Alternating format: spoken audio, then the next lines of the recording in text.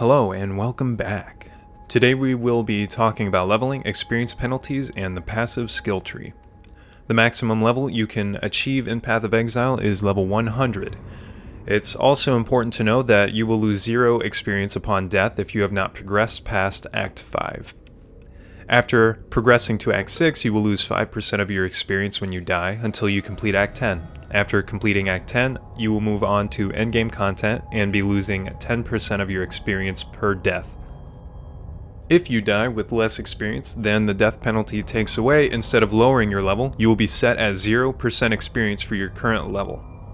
Another fact to note is that levels do matter in PoE regarding experience, whether you are playing solo or playing with other players. For an example, I've pulled 2 sentences from PoE's Gamepedia to better help explain. It states that there is a safe level range where no penalty is applied, which is equal to 3 plus 1 for every 16 complete player levels. This may sound confusing, but essentially it means that if you are under level 15, you will receive all experience for monsters you kill as long as you are within 3 levels of the monster level. Once you reach level 16 to 31, your safe zone is 4 monster levels instead of 3. The safe level goes up 1 level for every 16 levels. The example shown here states that a level 24 character receives 95% experience for level 19 monsters, 52.5% experience for level 17 monsters, and 20% experience for level 15 monsters. These numbers are impacted when in parties as well. For example, having a high-level character and your low-level party killing monsters for you, you may not level faster. In fact, the leveling could be significantly lower due to the experience penalty. I will link the Gamepedia below in the description if you are curious to see the math behind the experience penalties.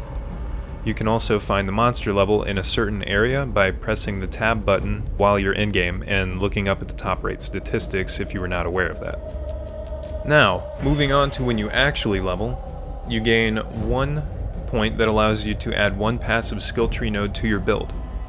Make sure that you are not forgetting to use these points, since they can significantly increase the statistics of your character. Now that we have the skill tree up, as you can see, this tree is very complex and with many different ways that you can build your character. This is why I strongly recommend following a build guide for your first build. Another reason I say this is because if you make too many mistakes and have to use some of your currency to undo your passive tree nodes, this can become very costly to fix, I know from experience. Each class you choose on the starting menu has a different spot that they start on in the passive skill tree. This is to slightly balance the different starting classes to help them scale better for their 3 ascendancy types. For example, as a witch, there will be few cases where you will be stacking a lot of physical damage for yourself, thus why there's not a lot of physical damage nodes near where the witch starts. So, as we scroll around the skill tree, you can see there are larger nodes that offer unique passives or just more statistics than the other smaller nodes nearby. It is a good idea to work your passive skill tree around these larger passive nodes. For example, if you are looking for a lot of life leech in a short amount of time, you might want to plan on making your way to Valpact. There are several useful sites and applications that will help you plan out the most efficient way to build your passive skill tree. One example I always like to use is a popular application called Path of Building. I'll go ahead and pull it up and we'll take a look at it real quick. So at first glance we can see that this is essentially just the skill tree itself, but this application can also offer an in-depth analysis of your passive skill stats, and you can even add items to your build to see how well or not well they'll scale with a certain build you're trying.